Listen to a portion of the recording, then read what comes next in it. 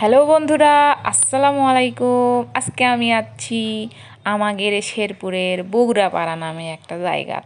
বাংলাদেশের বিভিন্ন জায়গার মানুষের কাছে নাকি বগুড়ার ভাষা খুব ভাল লাগে, তাই আজকে আমি বগুড়ার ভাষাত কথা কম।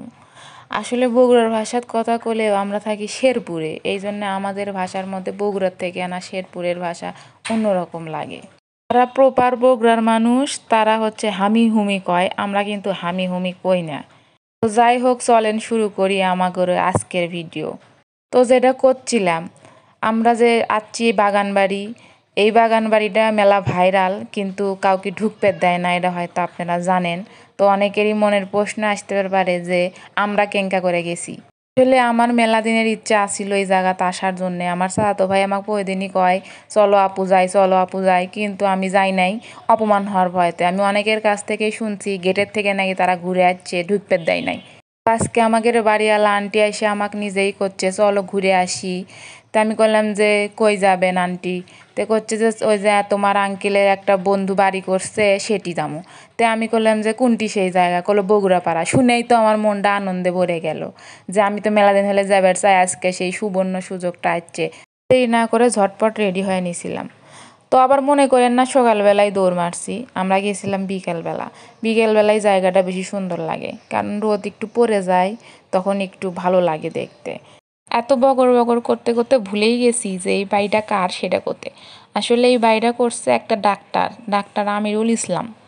আমাদের যে সাথে যে আঙ্কেলটা দেখতেছেন ওই আঙ্কেলের বন্ধু হয়, যার জন্যে আমরা এই ভিতরে আসতে পারছি। আঙ্কেলরা নাকি প্রায়ই এখানে আসে, এসে আড্ডা মারে, পিকনিক খায়। তো সেই জন্যে আমাদের পারমিশনের প্রয়োজন পড়ে নাই। এখানকার যারা রক্ষণাবেক্ষণ করে তারা এই আঙ্কেলে খুব ভালো করেই চেনে, এই জন্যে আমরা সরাসরি ভিতরে ঢুকে গেছি।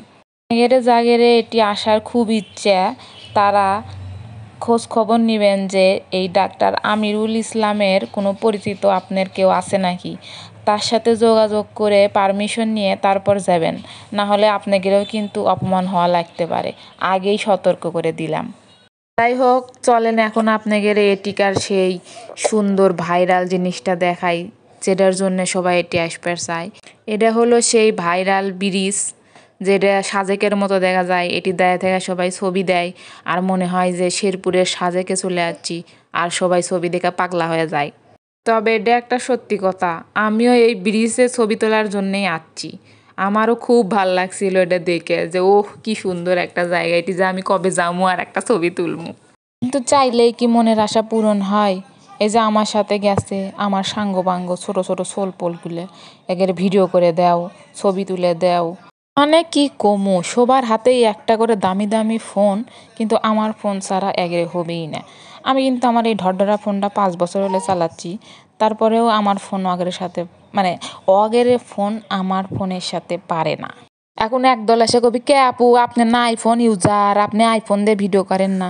ভাই আইফোন আমার নাই, আমি গরিব মানুষ, আইফোন আমার স্বামীর আছে। ওই এনা ছবি তুলবে দেয়, ওই ছবি টবি তুলে এনা এডিট টিডিট করে ফেসবুকে পোস্ট করবে দেয় এই। তো আসেন এবার একটু দোলনা নিয়ে কয়েকটা কথা কই। এটি যারা আসতে চাচ্ছেন তারা না সাবধানেই দোলনাত বসেন। এদের কিন্তু এখনো মেলা কাজ কাম বাকি আছে। উপরে বিয়ারিং না কি কয়, ছোট ছোট চলবো লাগে খেলছে, ওই বিয়ারিং এর মতো চাকা যেটো, ওটা কিন্তু এখন এই দোলনাত লাগানো হয়নি। তাই বসলে এক এক করে বসেন, 2-3 জন একসাথে বসে জোরে জোরে দোলনা দেন না, সেটা কিন্তু পড়ে যাবেন, তখন কিন্তু আপনাকে মান ইজ্জত নিয়ে টানাটানি হবার পারে। কিন্তু এই বাড়ির একটা মূল আকর্ষণ, আমাদের বাড়ির ওই আন্টিও কিন্তু এই দোলনার লোভে লোভে এটি আসছিল, কিন্তু সাথে করে যে বান্দর সোলপোলগুলো নিয়ে যাচ্ছে তারা আন্টির দোলনাতে উঠপারই দেয় নাই। একবার না উঠপার দিছিল, তাও আন্টি পড়ে গেছে। আমিও না একবার উঠছিলাম, কিন্তু উঠে কি শান্তি আছে, নামো নামো নামো, আমাকে না ভিডিও করে দাও, এই কথা কোতে কোতে আমার মাথা খায় ফেল দিছে। পরে না আমি আগে ভিডিও করে দিলাম, দিয়ে ওতে আমি চলে যাচ্ছি। তবে আপনারা যদি যান তাহলে সাথে করে সুন্দর একটা ফটোগ্রাফার নিয়ে যায়েন, এটি বসে কিন্তু সেই সুন্দর ছবি উঠে, যদিও আমি একটা ছবিও তুলবার পাইনি। তো ঝুল্লু টুল্লু খাইয়ে দিয়ে আমরা গেছিলাম ওই বাড়ির উপরে, সাজেকের মতো যে ঘর বানাছে সেই ঘরের মধ্যে।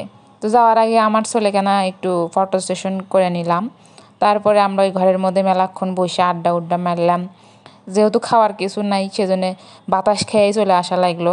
একটা ফ্যান আসিল আর একটা পানির পট আসিল, খাওয়ার কিছু আসিল না, তাও 1-2 ঘন্টার মতো হয়তো ওটি আসিলাম।